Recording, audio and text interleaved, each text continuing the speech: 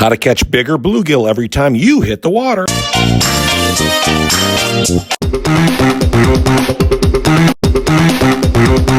Okay, let's dive into this ultimate guide on how to catch more and bigger bluegill easily and effectively with lots of great tips, tricks, and techniques. Bluegill are probably one of the easiest freshwater fish to catch, and that makes it a ton of fun for beginners and experienced anglers alike. So let's think like a bluegill to catch more of them. They prefer shallower water with plenty of underwater vegetation, weeds, fallen trees and branches, logs, and any other underwater submerged structure where they can hide from predators and still get ample food. So the more you fish around lily pads, brush piles, reeds, wooden docks, edge vegetation, and submerged branches, the more bluegill you are going to catch, and that's a fact. All these tips and techniques will work on bluegill, whether you're fishing from the bank or out on a boat or even through the ice in winter. Okay, one more thing to point out regarding location and the seasons. The key to catching the biggest bluegill is to know exactly where to find them in each season. In spring and early summer, you want to target the shallow spawning beds, especially in 2 to 5 feet of water and especially around sandy or gravel bottoms. In fall, bluegill will move slightly deeper into cooler water, maybe in the 8 to 15 foot range, and then in winter they can usually be found suspended over deep basins or near heavy submerged structure like brush piles, drop-offs, and ledges where the water temperature is a bit more stable. Okay, now we know where to find the best and biggest bluegill. Now what do we feed them to catch them? The funny thing about baits is that they're not picky eaters. So for every dozen baits we're going to show you now, many of you probably have dozens more you've used as well. Feel free to drop us a comment on the biggest gill you've ever caught and what you caught them on, okay? Also, please like this video, share it with your fellow bluegill fishing enthusiasts, and please subscribe and hit the notification bell to stay updated with all the tips, tricks, tutorials, and fishing videos we post daily. Every bluegill fisherman knows that live bait is king when it comes to catching the biggest gills, just like with lots of other fish like bass, walleye, catfish, and crappie. Live night crawlers, minnows, crickets, grasshoppers, redworms, mealworms, waxworms, and grubs work magic to catch bluegill year-round in every type of weather and water conditions. All you have to do is experiment with all kinds of different baits until you see what might work best that day in your local waters. And of course, since bluegill are opportunistic feeders, you can also use plenty of things you have laying around the kitchen to catch them too, like bread, crackers, cheese, and sweet kernel corn. But surprisingly, using artificial lures and small jigs and spinners can also be very highly effective to catch finicky and even bigger gills. Always remember, though, to match the hatch if you're using lures. If you're fishing in clear water, you want to be using natural colored baits. If you're in murky or darker stained water, brighter colors like chartreuse, pinks, and oranges are going to work best. So mimic their natural prey, and you will be well on your way to catching the biggins. Okay, let's move on to section 3 and cover the best techniques and methods you can use to catch more and bigger fish every time. As we already mentioned, you want to be fishing in cover to catch the best bluegill. That's where the biggest fish are likely going to be hiding to stay cooler and avoid constant predators. So cast your baits and lures into the underwater structure, let it sink to the desired depth. We always use a lightweight balsa stick bobber because they're a ton of fun to watch them go under when a fish is on, but also because they're so lightweight and sensitive, you will see every movement they're doing under the water. And using a stick bobber will help you catch more fish, I guarantee it.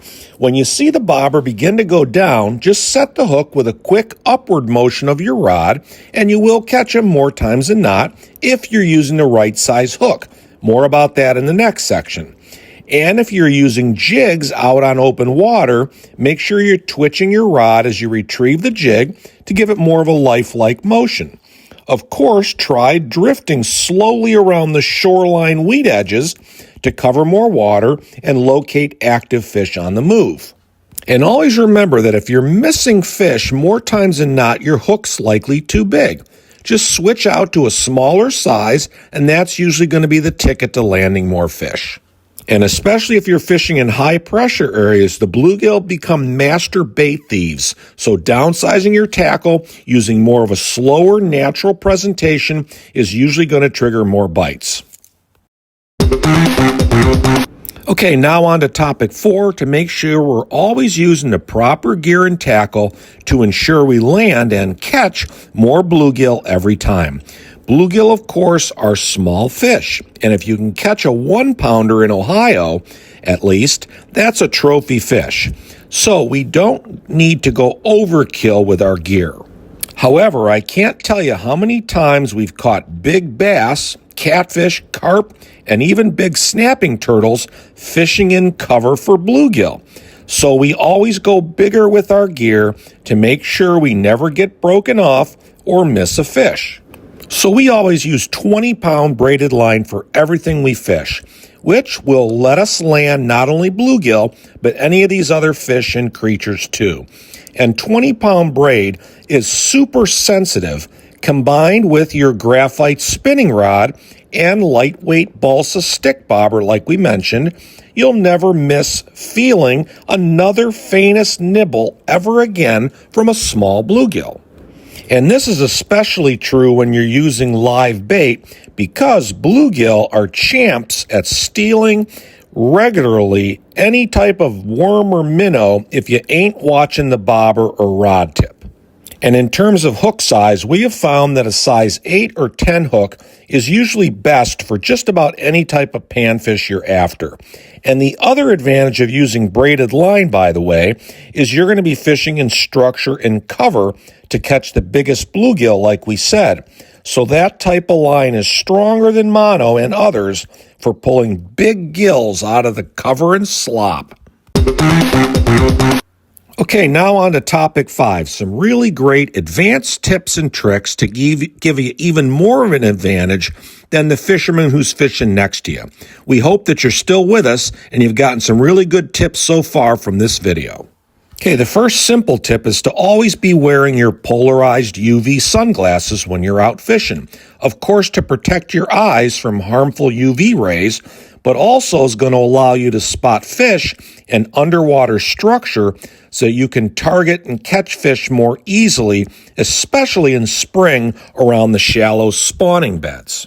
And another great way to catch more bluegill, as well as just about any other fish that lives in that lake, is chumming, if chumming is legal where you live. And that's simply scattering pieces of bait or bread, crackers, or corn into the water to attract bluegill right over to your fishing spot, especially when you're shore fishing and near edge vegetation and weeds. Another strategy to up your chances of catching more gills is to use multiple rods with different baits on each at different depths until you find where they are today and what they feel like eating the best. Another really fun way of catching bluegill, if you want to be a little different, is to go fly fishing for them. You just try using small flies that mimic and resemble insects, and you'll be able to target bluegill that come up to the surface for a nice little insect snack. And next, night fishing can also be very productive for bluegill, just like for any other nocturnal feeding fish like catfish. That's especially true during summer, too. Just use a lighted bobber or a glow-in-the-dark lure that they sell, and you can catch them feeding in low-light conditions. And if you're practicing catch and release, which 99% of all anglers do when you're bluegilling, unless you get a big 12-incher, is to make sure to handle them with care.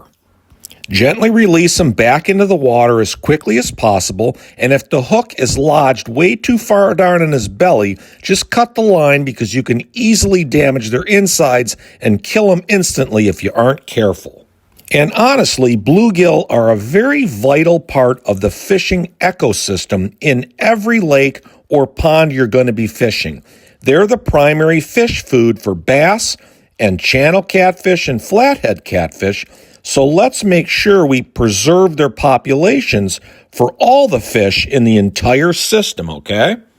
Okay, folks, now it's your turn to put all these great tips, tricks, techniques, and strategies in play so you can start catching bigger bluegill as big as a full-size football wherever you fish. Go get 'em, gang! Okay, folks, thanks for watching. Please like this video, hit the subscribe button before you leave, and don't forget to enable your bell notifications so you never miss another great video coming your way.